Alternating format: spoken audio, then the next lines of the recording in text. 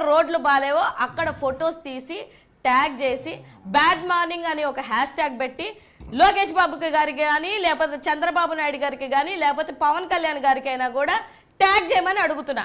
వాళ్ళకి తెలియాలి కదా వాళ్ళ ప్రభుత్వం, కూటమి ప్రభుత్వం ఎంత బాగా పరిపాలనలో ఉంది, ఎంత బాగా రోడ్లు బాగా పనిచేస్తున్నాయి, వాళ్ళ వల్ల ఇప్పటికే 6400 మందిని పొట్టన పెట్టుకున్నారన్న విషయం వాళ్ళకి తెలియాలి. కాబట్టి రాష్ట్రంలో ఉన్నటువంటి ప్రజలందరికీ మీ ఛానల్ ద్వారా నేను కోరుకునేదైతే ఇదే సార్.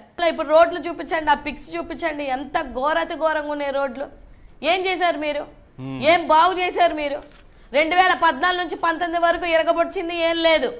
పోనీ చేసినటువంటి వ్యక్తి మన జగన్మోహన్ రెడ్డి గారి హయాంలో చేసిన రోడ్లని కూడా మనుషులను పెట్టి కూడా తీయించినటువంటి నీచమైనటువంటి రాజకీయం చేసినటువంటి వ్యక్తులు మీరు. ఉన్నటువంటి కూటమి ప్రభుత్వం చాలా బాగా చేస్తుంది రోడ్లను.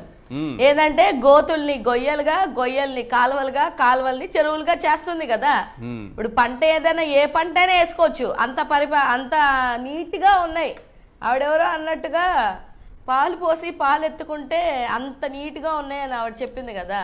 సో ఇవాళ రాష్ట్ర ప్రభుత్వంలో రోడ్ల పరిస్థితి ఏంది అని అనేది చాలా చాలా క్లారిటీగా ఉంది.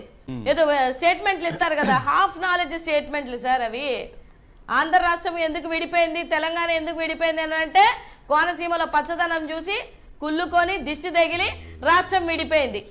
ఇది ఇట్లుంటది వీళ్ళు ఇచ్చే స్టేట్మెంట్లు, వీళ్ళు ఇచ్చే మాటలు. అంటే మనం ఎన్ని సబ్జెక్టు పరంగా చూపించండి, ఎంత లీగల్ గా మాట్లాడినివ్వండి, ఎంత ప్రాపర్ లెక్కలు అప్పచెప్పనివ్వండి, లేకపోతే వాళ్ళకై వాళ్ళ అసెంబ్లీలో ఏ లెక్కలన్నా చెప్పనివ్వండి.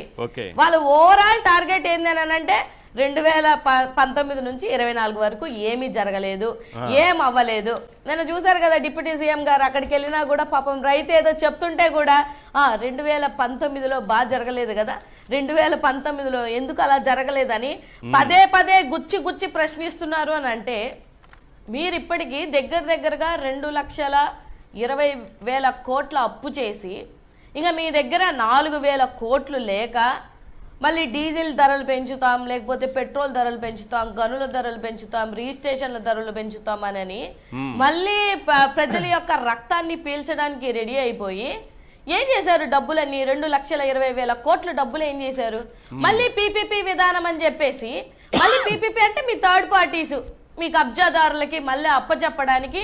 ఇంకా మనిషి అన్నోడు బిలో పావర్టీ లైన్ లో ఉన్నవాడు అసలు బతకడానికి వీల్లేదు. ఎందుకనంటే ఈ 18 నెలల కాలమే వాళ్ళకి బాధుడే అన్నట్టుగా వాళ్ళ పరిస్థితి ఎలాగుందనేది, రాష్ట్రంలో ఉన్నటువంటి ప్రజల పరిస్థితి ఎలాగుందనేది ఇవాళ మనందరికీ తెలిసిన విషయమే. ఆయన అంటున్నారు కదా ప్రశ్నించండి మీరు ప్రశ్నించండి అంటున్నారు. కాబట్టి మనం కూడా అందరం కలిసి ప్రశ్నిద్దాం. ఈ ప్రభుత్వంలో జరుగుతున్నటువంటి అన్యాయాల్ని ప్రశ్నిద్దాం, ఈ ప్రభుత్వంలో జరుగుతున్నటువంటి కుట్రల్ని ప్రశ్నిద్దాం. లేకపోతే ఏమంటారు గోమాంసం, విశాఖపట్నంలోనే దగ్గరగా 1,80,000 టన్నుల గోమాంసం దొరికితే కూడా అతి స్థుతి గతి లేదు. అక్కడెక్కడో తిరుగుతున్నాం, ఇక్కడికి వచ్చి చెప్పొచ్చు కదా.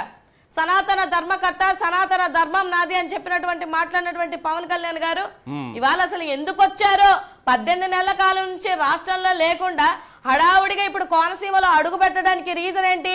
మన జగన్మోహన్ రెడ్డి గారు అటు వెళ్ళారు కాబట్టి ఇక్కడ పర్యటన చేద్దామని రెడీ అయిపోయారు. పోనీ ఒక నిమిషమైనా రైతు కష్టం అన్న వినే ఓపిక ఉందంటే ఆ ఓపిక కూడా లేదు. ఎక్కడికి వెళ్ళినా ఎంత కాడికి జగన్మోహన్ రెడ్డి గారిని ఆడిపోసుకోవడం తప్ప వీళ్ళు లెక్కలు చెప్పలేరు. ఇలా చెప్తున్నారు 15 సంవత్సరాలు అప్పుడు కాదు ఇప్పుడు అడుక్కుంటున్నారంట. 15 సంవత్సరాలు ఇక మీద నుంచి మనం ఉండాలని అంటే ఎట్లా ఉండాలని